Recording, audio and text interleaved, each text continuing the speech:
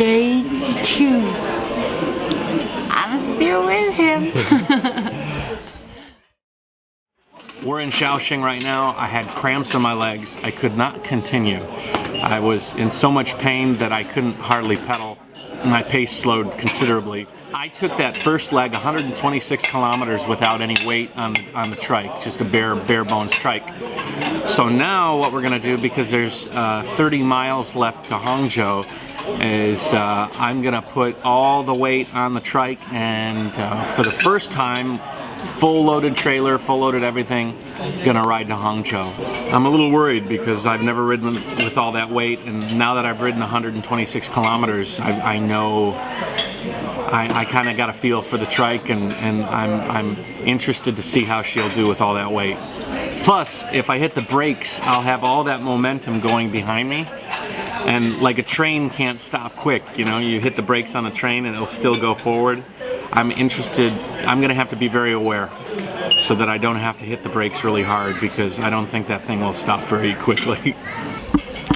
And coincidentally, Annie is super excited that she's still around. She thought she was gonna be saying bon voyage and Matt was gonna be on his way, but when I told her that maybe you could help me to get started for the next couple of days, she was like, couple of days? And her eyes kind of freaked out, so that's nice.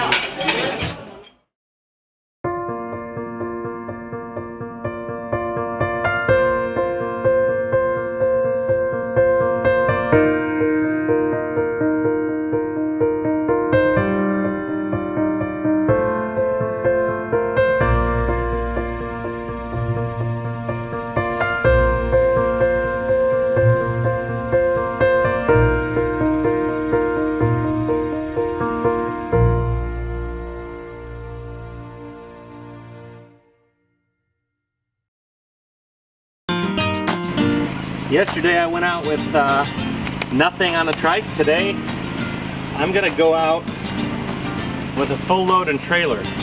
This is the way I'll be going normally. Yesterday was kind of for fun.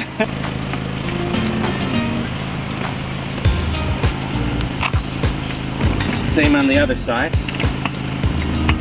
I want to try and figure out a way to vent my clothes. Maybe I can put them like a flag. Now Julie is heavy. Julie? Yeah. Who's Julie? She's Julie.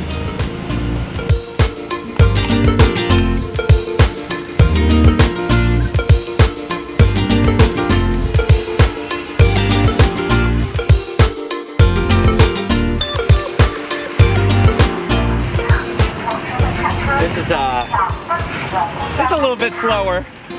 I think I'm averaging at about 15 or 16 kilometers an hour. I never said it was a race. I just got to make sure to keep going. My knees really hurt today, so I'm glad I don't have to go as far. Okay, so I'm gonna go now. Bye-bye. Wish me luck.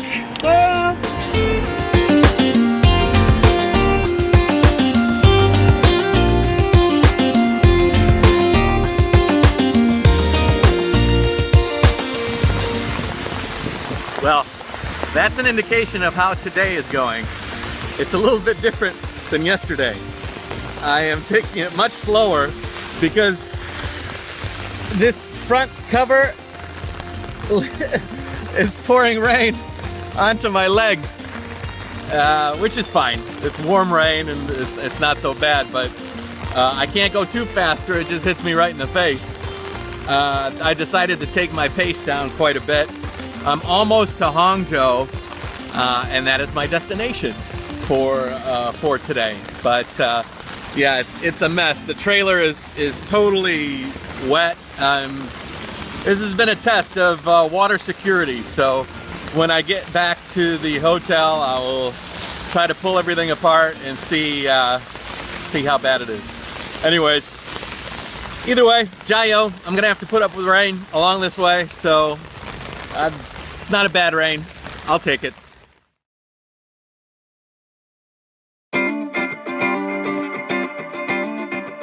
The story behind my custom rain and sun cover starts after the trike arrived to China. I knew that I wanted to have something that would extend out from the back of the trike and then arch over the front, protecting my hard case as well as my torso. I needed it to be lightweight and collapsible, as well as constructed with durability and ease of use in mind. So what are we doing here, Kirk? We're designing a super cool shade and rain cover. What is this place? This is the Tensile super secret factory. We make these tents there. Come and have a look. They are the world's first tree tents, and they are invented about 2 years ago. Okay. Kirk is one of the owners of Tensile, a company making a truly unique style of tree-mounted hammock/tent. A durable hybrid for those campers making their way into the wilderness looking for something to get them off the ground and comfortable at the same time. I took the trike to Kirk's assembly factory and we both put our heads together trying to figure out a potential shape and style of cover that would be suitable for my purposes. We decided on two typical tent poles, and then they connected the back on a bracket. Now this is just prototype time, you know? This is gonna make living on the road a little bit easier.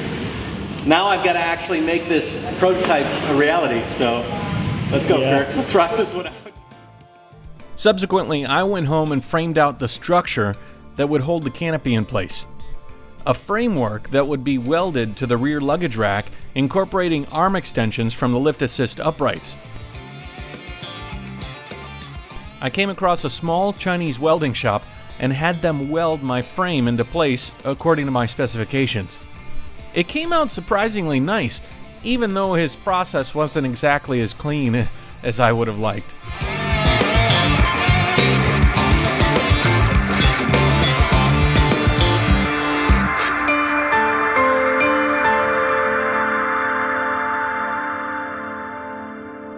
With everything welded together, I returned to see Kirk, where we framed out the cover and sewed it all together.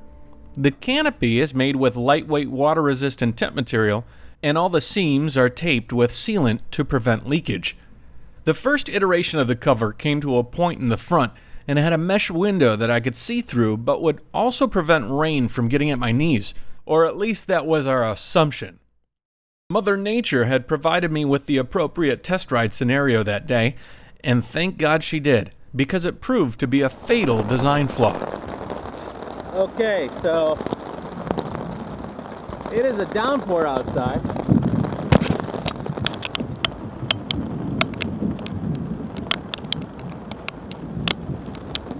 And the top has got a few parts that aren't perfect, but I think for the most part it is doing okay. I'm getting a little spray up, but I think it's from down below. I'm definitely not getting what I should be from the top.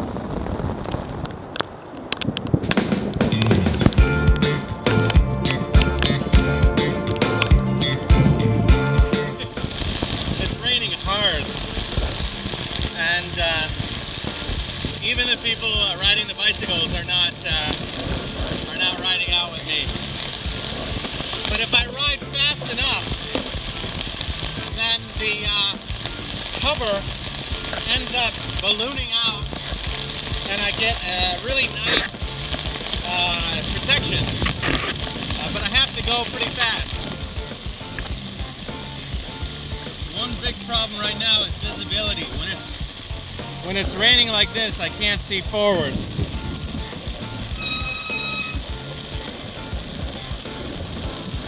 I gotta turn my head to the side just to get a look around. It's electric. What I ended up doing was releasing the front tie down and riding down the rest of the way looking like a trike/joust contestant. I have to admit, it did look pretty cool, albeit not exactly user-friendly. Returning to Kirk's factory, we trimmed up the design and settled on a snub-nosed canopy shape. This would protect most of me from the weather and still allow for some visibility. Colors, bracket in the back, connected by the front stanchions. We took the front end off here and we made it flat, curved. And this here is the lovely seamstress that made it all happen. Xie xie.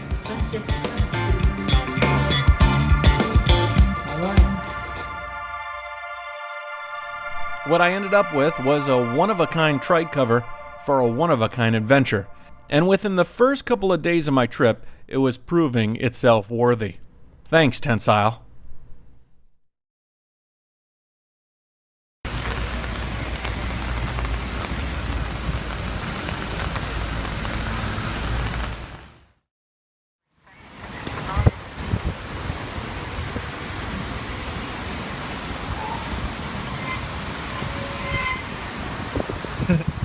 Hello.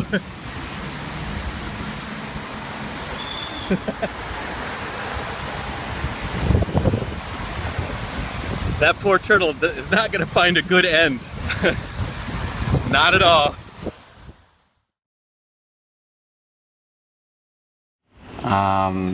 We arrived in Hangzhou to an interesting surprise. The trailer that I used to tow some of the heavier equipment was a little bit low to the ground, and the fabric bottom was tearing on some construction site material. So my trailer is broken. That means that I have to order a new one, and I found one. Actually, Annie helped me find one that has a steel bottom. It'll be much more rugged, maybe a little heavier, but I'll deal with that later. So while we wait for the new trailer to arrive, I have to chill in Hangzhou. It's not a bad deal. Hangzhou's a wonderful city. It's got a beautiful lake. It's known as one of the tourist capitals of China. Annie, this is her last few moments with me, because I told her that she can stay with me until Hangzhou, and then after that I'm going to be on my own. She suggested that I have a good start to this trip, mind, body, and soul. So she found a resort that specializes in full body cleansing. It's kind of interesting. I wanted to do this, and it might be a really good opportunity to do it at the very start of the trip. So we're going to go to this resort and see what the story is, and probably spend the next few days here while the trailer arrives, getting our pipes cleaned.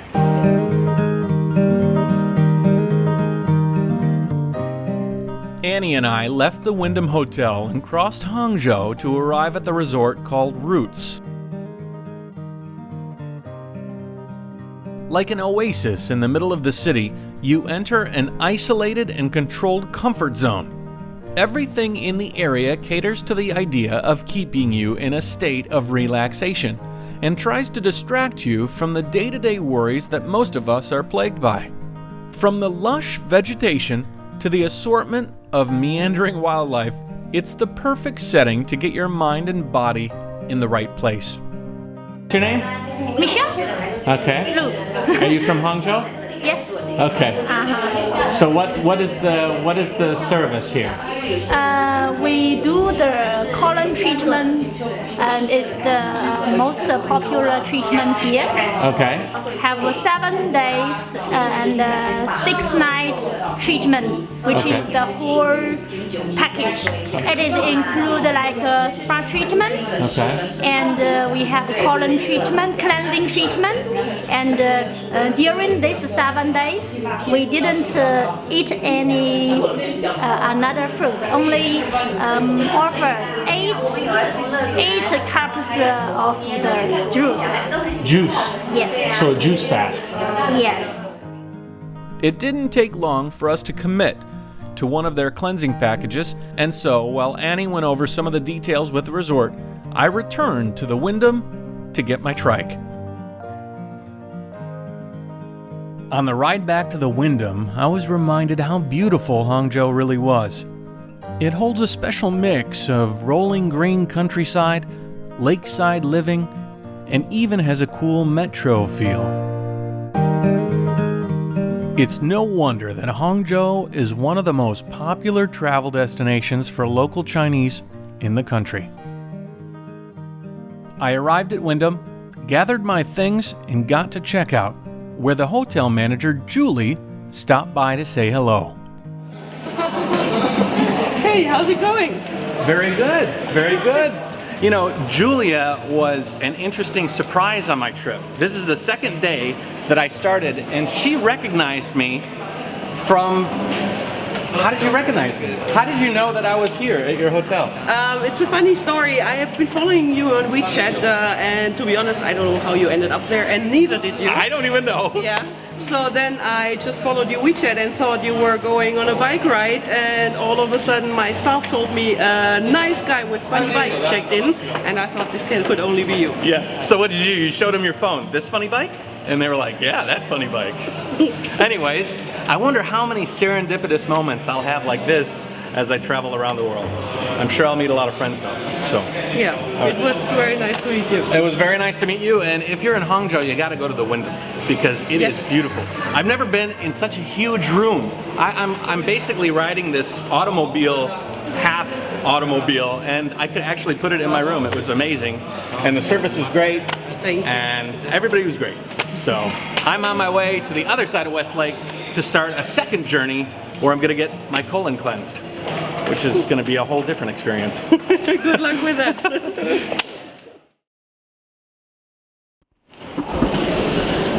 Okay, so I'm at the Wyndham, and I'm about to head across Hangzhou to cross Westlake to the other side, and I've got to assemble my gear.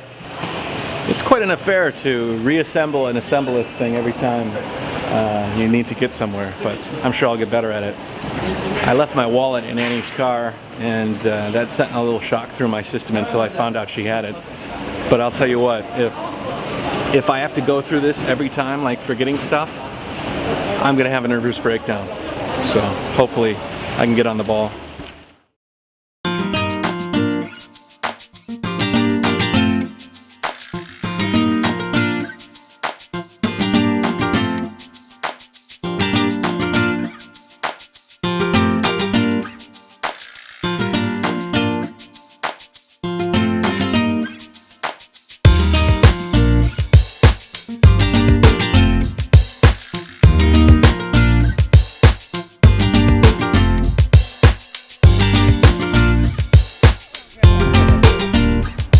Slowly. Oh, okay, ha ha ha.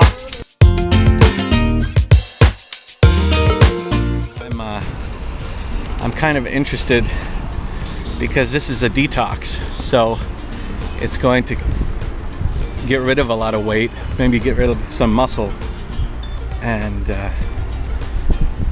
I might need that muscle.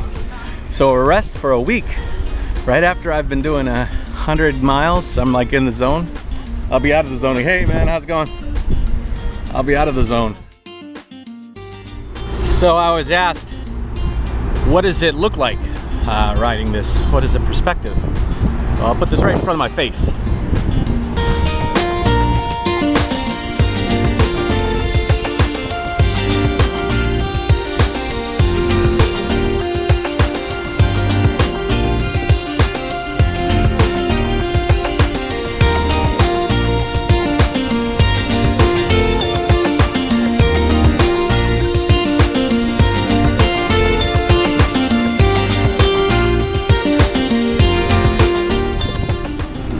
You just saw what I see for the next 5 years.